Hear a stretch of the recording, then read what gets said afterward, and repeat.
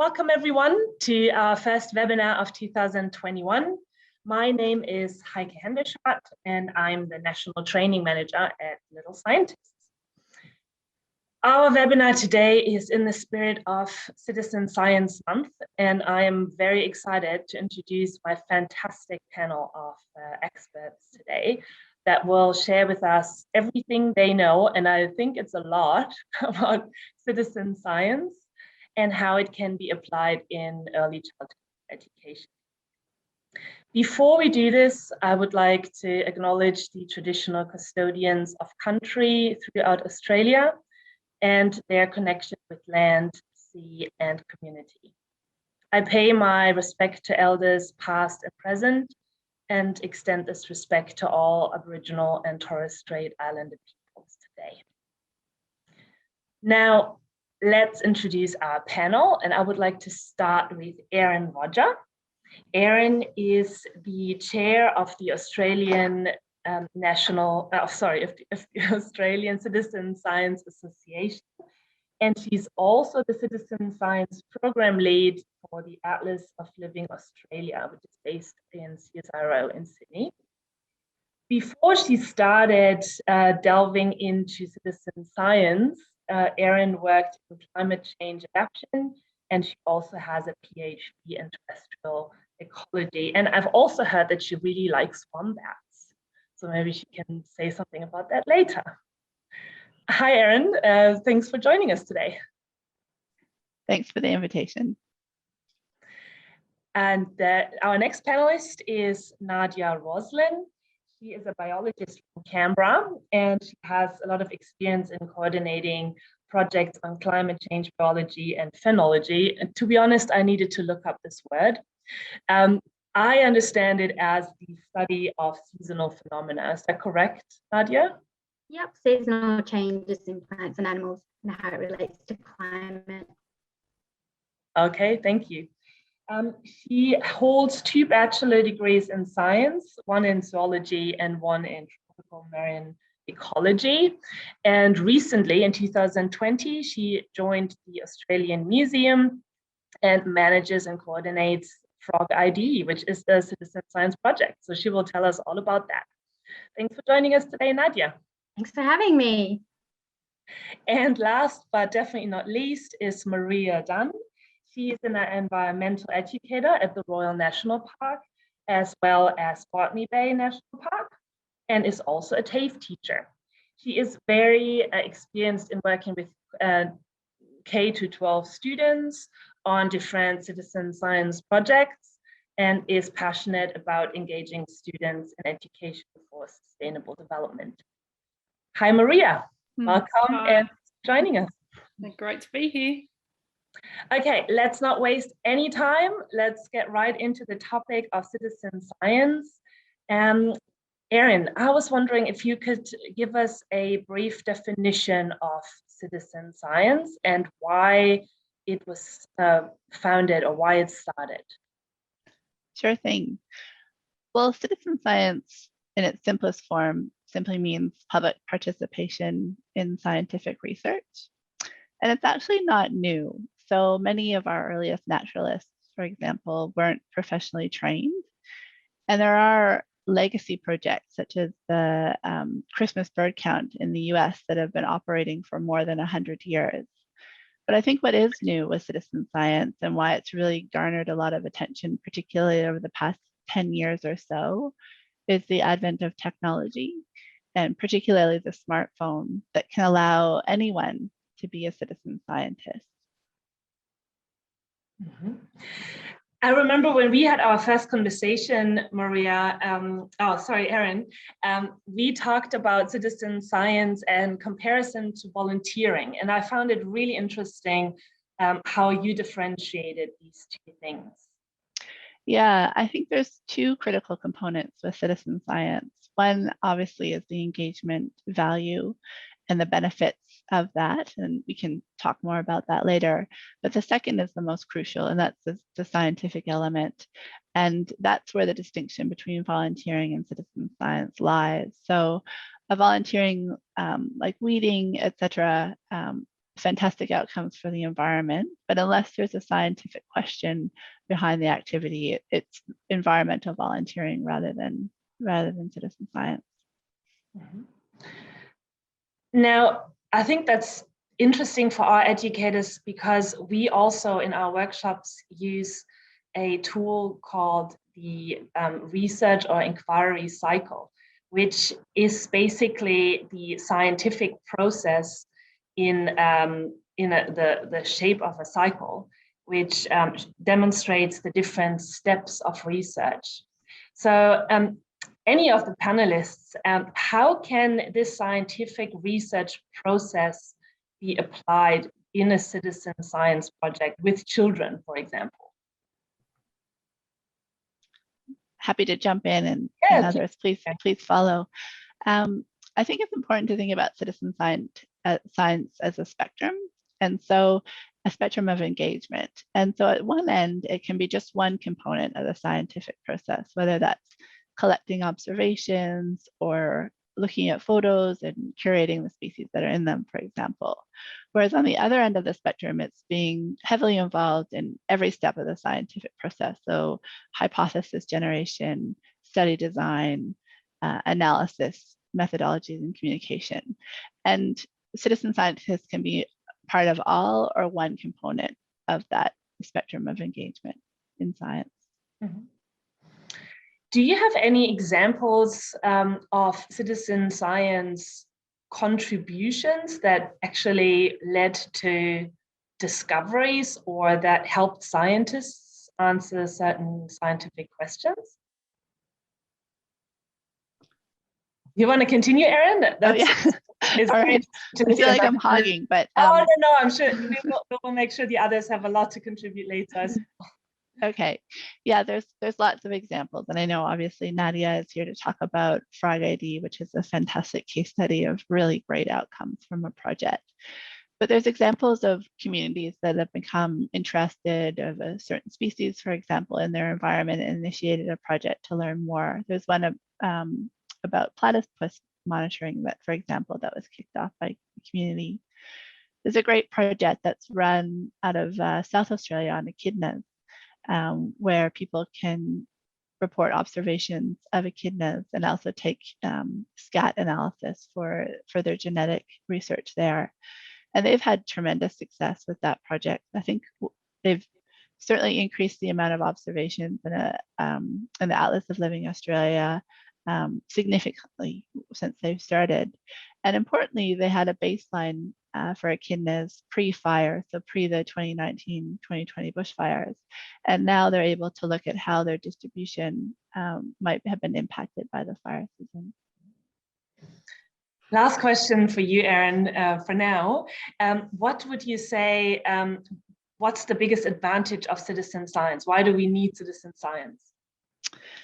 I don't think there's just one answer to that. I think it's those two crucial elements that I spoke of earlier. So one is this engagement, increased engagement in science, and that can have so many benefits, including scientific literacy, which we've seen throughout the past year and a bit now, the importance of understanding of science, but also diversity in science. So now we're challenged a lot to think about how we reflect diversity.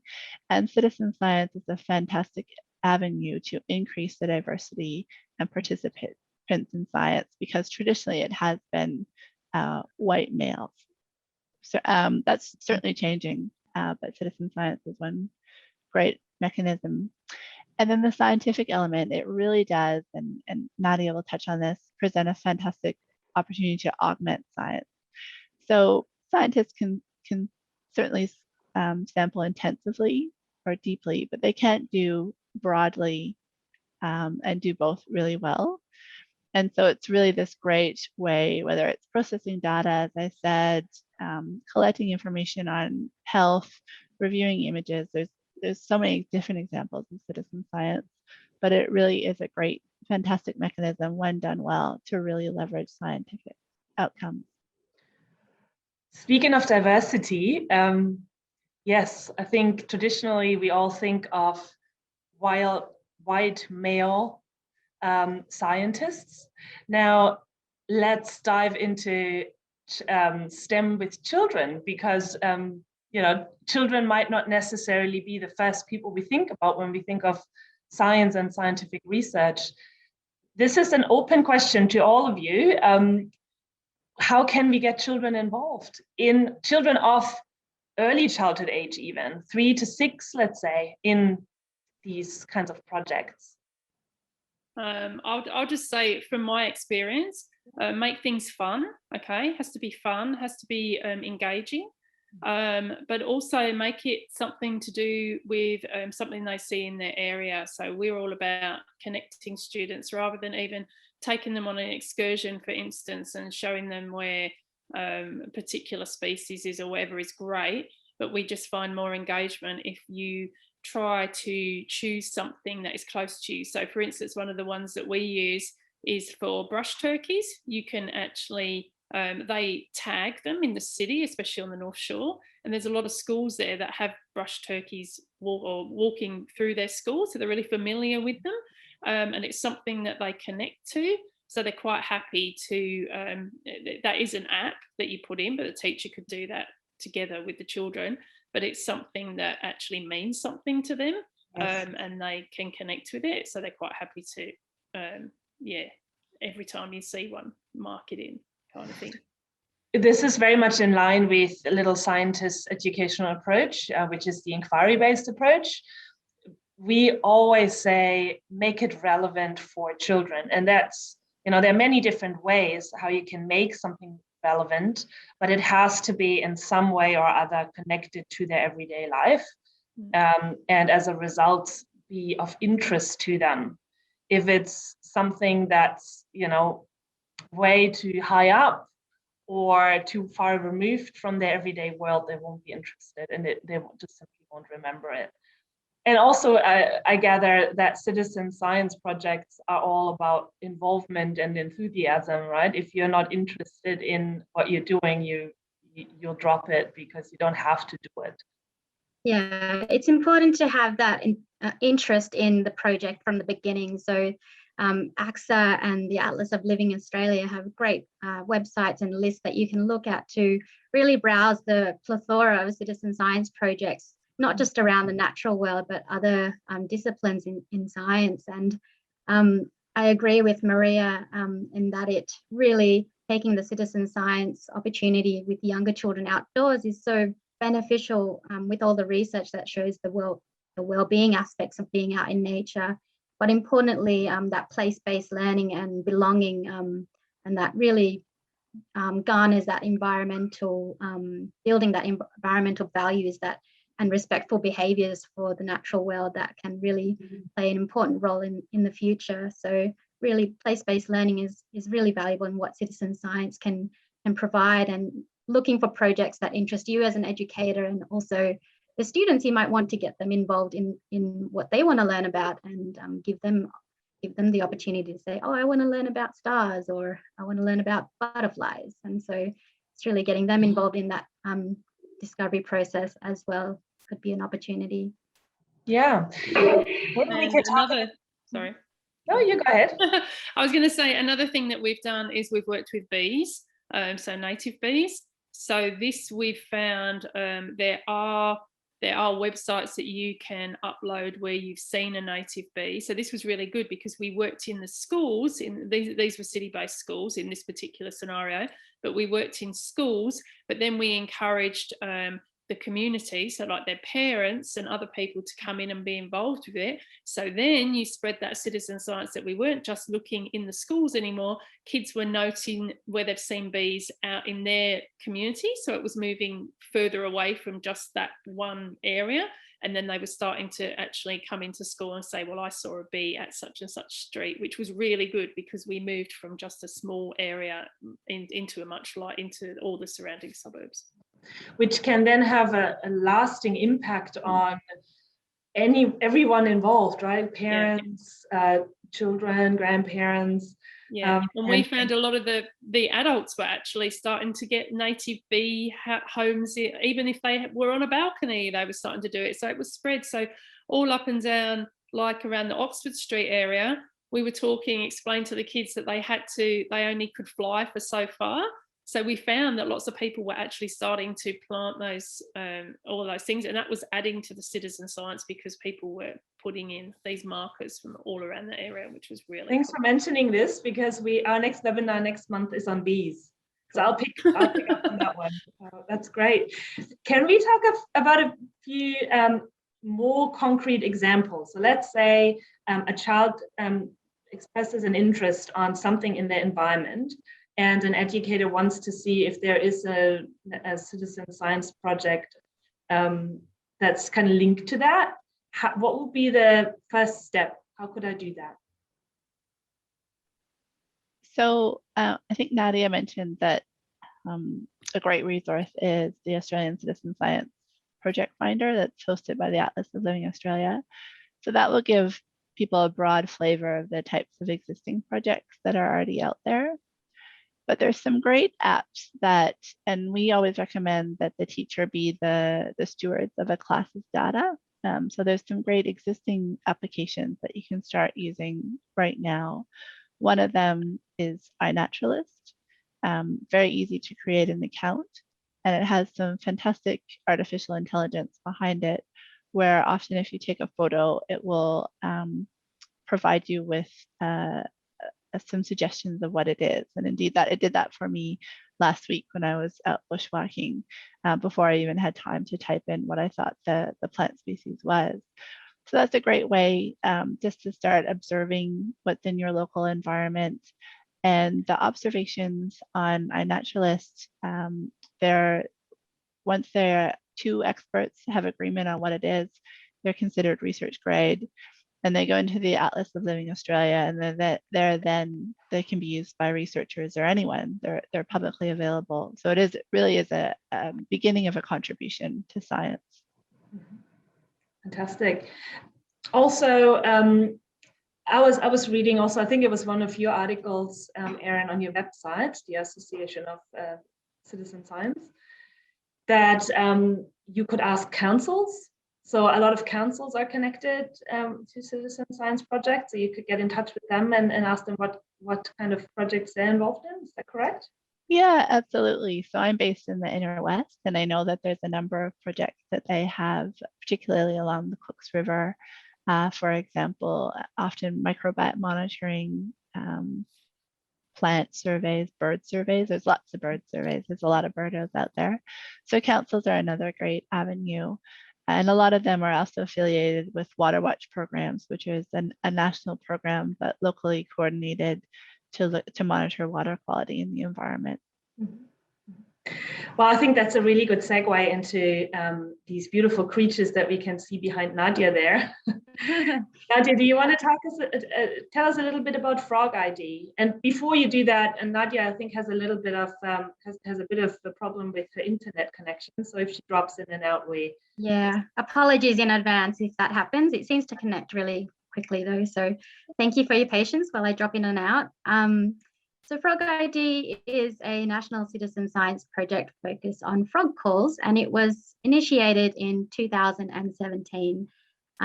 It was created by the Australian Museum and some partners for a number of reasons, but one is that one of the major barriers to frog conservation is that we know very little about them, and they are in trouble globally as well as in Australia. So Australia has over 242 species of native frogs, and many of those are threatened with extinction.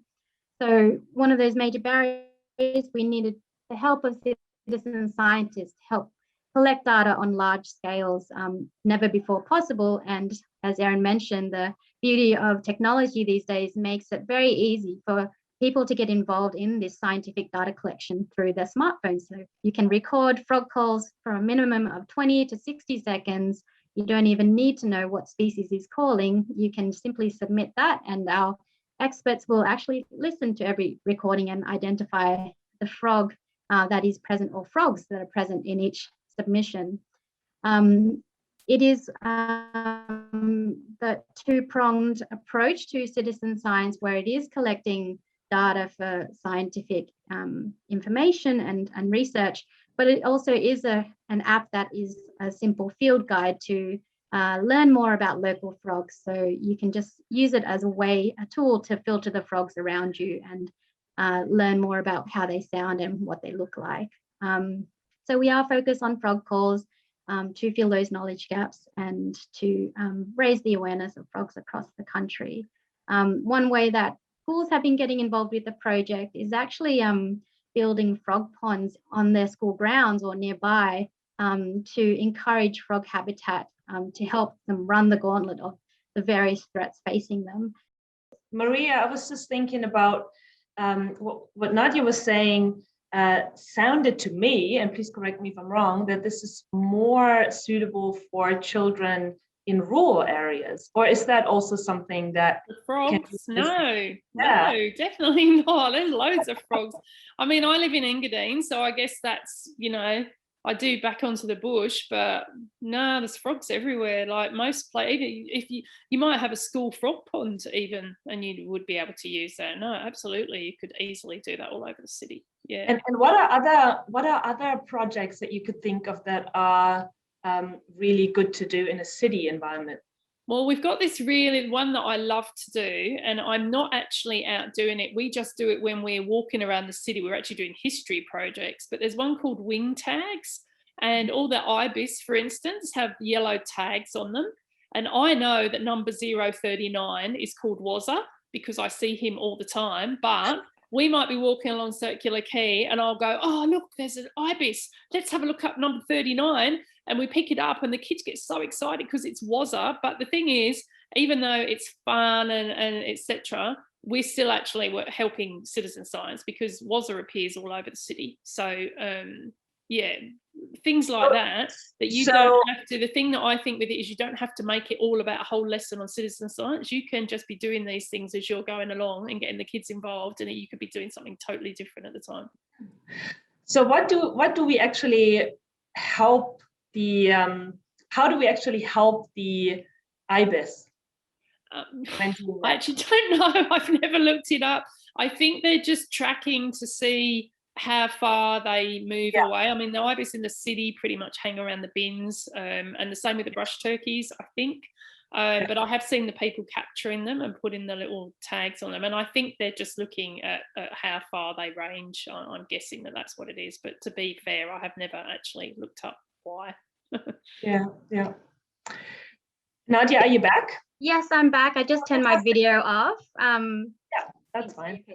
So we just the last thing we heard were you talking about frogs, and your school, the example you gave about schools, and then Maria jumped in and talked a little bit about citizen science in cities. Yeah, and so great. We're back. Yeah. Good examples of citizen science being used whenever, really. Whenever you hear a frog call, whenever you see an ibis, you can contribute it to citizen science. But there are also a number of intense snapshots that citizen science projects are capturing throughout across the year. So, for instance, the Frog ID project looks at frogs during Frog ID Week, which is in November, when most frogs across Australia are calling to get that year-on-year intense audio shot of frogs across Australia. There's also the Birds in Backyards project every November, and then this month Pollinator Count, I think, was on as well. So there are these annual events that educators can also get school groups involved in as well. Do you want to show us a little bit how Frog ID works? Sure, yeah, I can show you.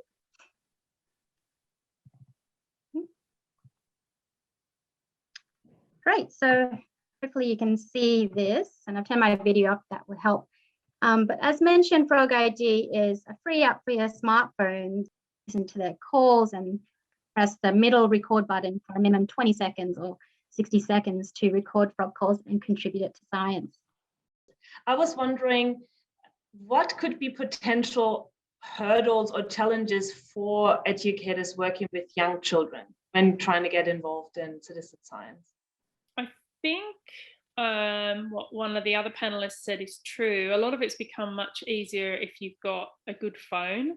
So if you've got a really old phone that doesn't pick up much, it's really good having a smartphone, because you can, I think probably that's the main thing, is technology. It's the same what Nadiah is having problems with here.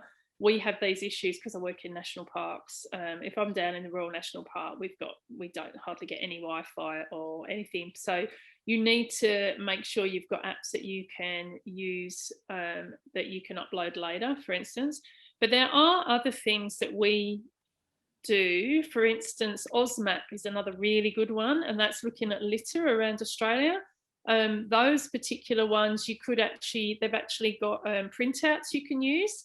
So you can get the kids to draw things, or, you know, just tick off things, and you can upload them later. I think the technology is probably the main thing, and also choosing something that's relevant to your area. There's no good looking for ibis in Engadine. I don't think I've ever seen an ibis in Engadine. So you need to make sure that you pick something that connects properly to where you live, and like you said before, something the children connect with. Mm-hmm. Erin, do you have any experience with any challenges and how we could provide solutions? Yeah, absolutely. I think it is just teachers or parents becoming quite familiar, if they're going to use an app, first. And as I said, making sure that they're the stewards of the data. Some apps, I think you need to be 13 to use them. So just being mindful of that.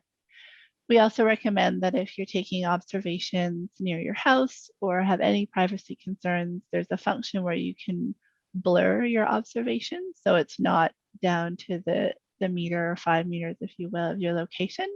So that's another great tip. So just being mindful of technology and the privacy concerns around that, and how you can help mitigate those concerns. And there are a lot of different approaches to doing that.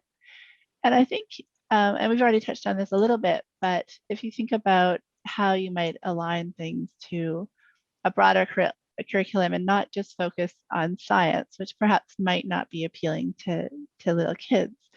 But if you think about, say, you go out and you look at butterflies, for example, and then you might say, can you draw the life cycle? And that's getting, artistic people interested.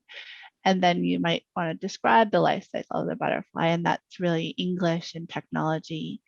And then perhaps count the days, and then you're getting into mathematics. So really, you can think about how you might embed this in a broader curriculum approach that would perhaps interest more little people, if you will. Yeah, absolutely. I really like this idea also, because from our perspective, STEM is so provides such a big platform for exploration for all sorts of different interests and also different personalities.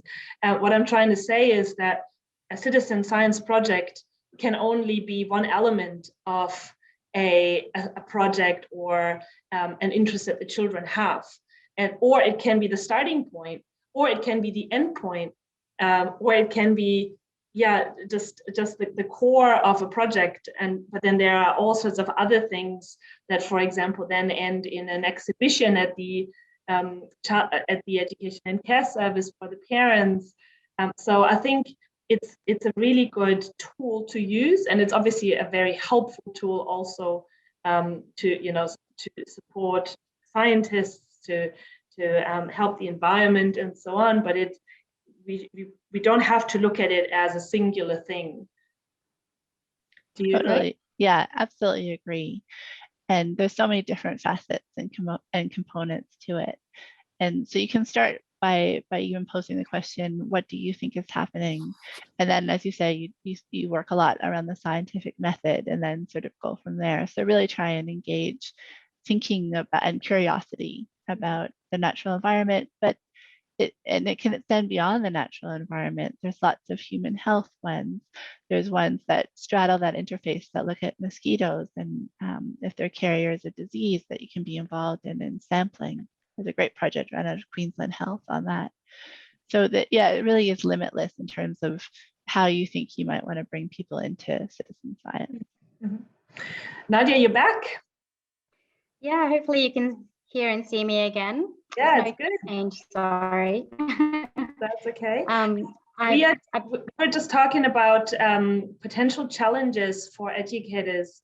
And before we go back into Frog ID, just wanted to make sure that we don't overlook you. Maybe you have a take on that, or something to contribute. Yeah, if you're with the citizen science projects I've been involved in, I guess getting outdoors, the challenges for educators has been the resources you need to get outdoors. So you will need, I guess, a long enough lesson to really, travel to the site, and maybe you wanted to collaborate with teachers outside of your lessons to really get a bigger day out of it, or a half day out of these citizen science data collection opportunities, but also casual relief teaching as well. That's been identified as a main barrier to engaging with citizen science opportunities outdoors. And I guess challenges with all the field logistics of getting outdoors, the safety and access to safety, buses, and all those logistical things that do take time to consider when you're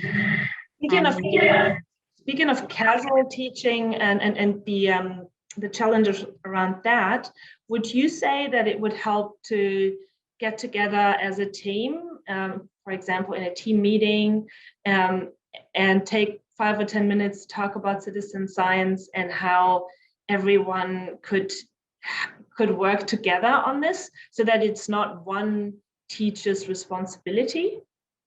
Yeah, there's opportunities for citizen science to not just be science related, but English subjects and mathematics. So it really is a great opportunity for teachers across different subjects to collaborate and use their resources wisely. So that could be a great thing to showcase at a team meeting for sure.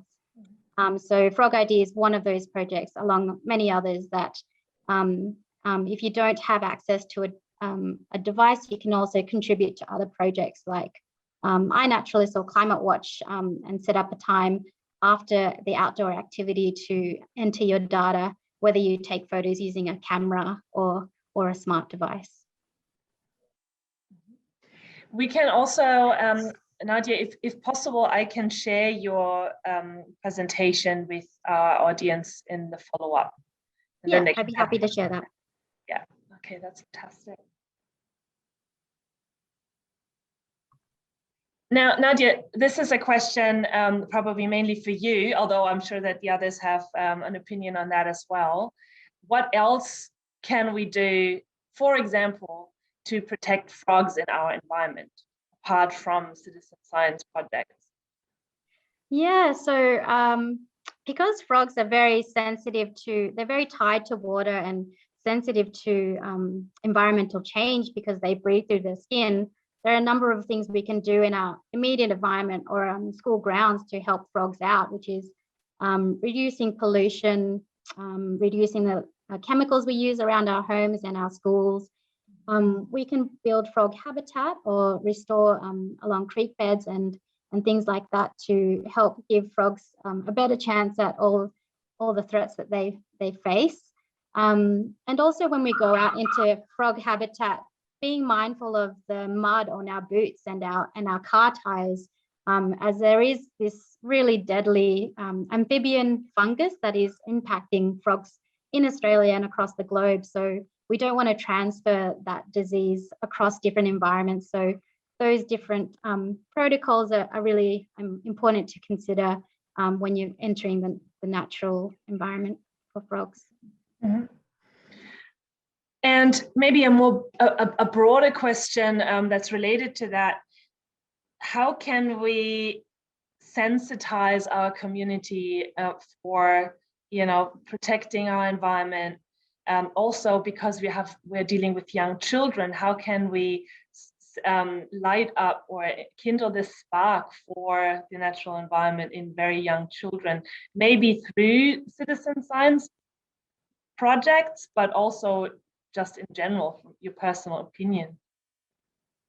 Yeah, I think it was mentioned before by Maria, just to make things fun. And frogs are really fun. You can talk about so many weird adaptations they have and the important roles they play as indicators of environmental health. we know all too well what happens when frogs disappear from our environment, and ecosystems can collapse. And tadpoles are really important to keep our streams clean, and frogs are very important for the broader ecosystem in the food resources that they provide to other animals in the food chain. So I guess making those connections with the broader ecosystem and the important roles that frogs play, but also other animals, and making it fun by looking at those weird, quirky facts around frogs, like some of them burrow and can live in the desert. You wouldn't think about that, that they could live in such dry environments, but frogs are everywhere across Australia, and we just need to listen in or look a little bit harder to see them. But once you get to know your local frogs, you really get to understand how they sound and know where they should be. And I think this is probably the most, or what I've gathered at least, the most important benefit of citizen science is to make children and adults alike aware of what's going on in their environment. Is that also how you would describe it, Erin, for example? Yeah, not all citizen science projects are biodiversity related, but that's certainly a great element for those that are. And I agree with Nadiah and Maria about making it fun, and also thinking about, for us, there often isn't a typical citizen scientist, and it tends sometimes to be species or topic related. So some people just love spiders. And so there's probably a project out there if a child is showing a real interest in, a certain species. So, and then another thing is that we've learned is that these apps that we've been talking about, they're real experts behind them, validating the observations. And children love that. They love that someone is looking at what they're submitting and validating it and telling them more about what they've seen. And so that's really important. And we've also got some great examples of scientists that have included citizen scientists on their scientific publications. And that's another thrill, is to have your name in scientific literature. And I think that's the best examples out there of and true inclusivity, when scientists are acknowledging the really important contribution of citizen scientists to their work. A really great example that's on the Citizen Science Association's website is a scientist that went to schools to look at parasitoid wasps, and each school found a new species of wasp, and those children's names are in her scientific paper describing these new species. So what a thrill.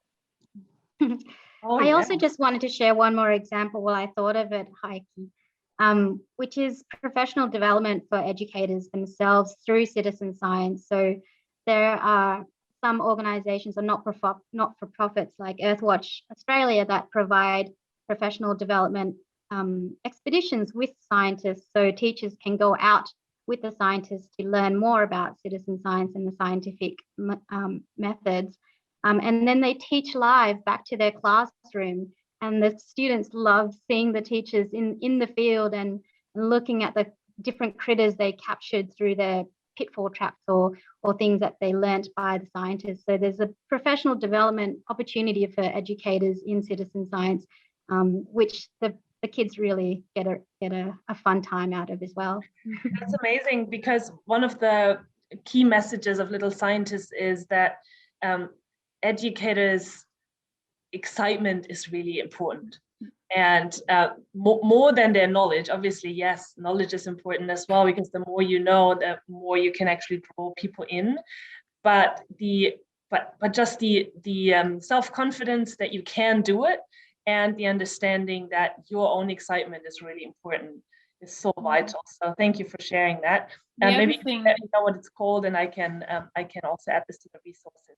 The other thing I'm thinking also is, Nadiah, I have looked at the Frog ID, I think a really long time ago, and I don't think it was this one. But what I really love about what you've just showed is it's something where you're listening. Because in the old days when we used to do citizen science, it was actually really complicated, and I gave up on it, like, I don't know, maybe 10, 15 years ago, because you had to put in exactly your location and all. And if you were away from good internet, it was really difficult. But I think as an educator, if you look at, especially for very young children, if you look at apps like yours where you're actually listening for a sound, that's brilliant. It's so much more fun than just typing something in, or something where you take a photograph, or you add a point on a map with a photograph, or it just makes it so much more interactive. And especially for really little children, who I think that you're aiming this at, it's much more accessible for them, and much more enjoyable. Tuning into senses for younger children is a really great way to honing in those scientific skills. So whether it's what you hear or what you see, the shapes of birds or frogs or butterflies, or the shapes you see in the sky if you're looking at astronomy citizen science projects. Different ways to look at the citizen science projects. And we focus on calls rather than images because it's a more accurate way to identify species. So it's the male frog revealing itself to the female frogs. Every species makes a unique call, so it's actually a more accurate way to identify species that we can just tune into and benefit from just by listening. Yeah, it's cool. It's good. Great idea. Great. I'm actually already thinking of one of our next webinars, which is in June, about Indigenous knowledges. And I was wondering if one of you has any experience with Indigenous programs that are embedded in any of the citizen science projects that you know? I think one of the ones that we do, I mean, we embed Aboriginal learning in just about everything that we teach. But I guess one of our main ones is we embed the sustainability of Aboriginal people. So if you're doing something like OzMap and looking at all the plastics washing up on the beach, you can then compare it to the equivalent things that the Aboriginal people would have used, the local people would have used, things like that. So we do encourage the students when we come out to try and look at things that, you know, what's the same, what's different in the past and the present, etc., and how things have changed. But yeah, there are citizen science things that we can include Aboriginal perspectives in. I think, thinking about Indigenous and Torres Strait Islander histories and culture in designing science, particularly perhaps involving elders and explaining local ecology or astronomy concepts, and there's examples of that. And there's some fantastic initiatives in terms of, for example, the Atlas of Living Australia is including Indigenous names in against the scientific name of a species, and that's a massive initiative to better consider the Indigenous knowledge of our country into science. And from what I understand, Indigenous people, as opposed to being citizen scientists, they really see themselves as scientists, the first scientists of the country. Yeah, absolutely. I listened to some really interesting podcasts around this topic, and I'm really not an expert, but what I have understood is that Indigenous science or knowledges actually are, it's a much wider field. It includes so much more than our Western science would. So it's definitely way more comprehensive. But we'll learn much more about this in June. It's on the 3rd of June. Wonderful. So important. So important to triangulate that Indigenous wisdom with Western. Well, Indigenous wisdom is Indigenous science, and we need to do better to triangulate it with traditional Western science. You have an exhibition about Indigenous knowledges at the Australian Museum, don't you, Nadiah? Yeah, I think so. So I'm fairly new to the team, and we're just getting back to the office now, but we do have a new exhibition on at the moment, and that's really great. And we do have some educational programs that are available as incursions or also excursions that can be an opportunity for educators too. Okay, I think we're coming to the end. First of all, thank you very much to my 3 panelists for coming here today, for contributing to this really important topic. I think it's something that can really help educators have children or get children involved in STEM projects. But much more than that to really spark an interest that can have a long-lasting effect. I'm just thinking, you know, of the example that Erin used. If my name were published in a scientific paper when I was a child, I'll probably be doing something different now. Who knows, right? I'm not complaining, but just saying that can obviously have a huge impact on someone. It's fantastic. Yeah, so thank you very much for that. I will send everyone a follow-up email in the next couple of days containing the key messages of this webinar. It will also contain the resources that were mentioned, some websites, and some tips and tricks on what you can do to get started with citizen science. Thank you, everyone.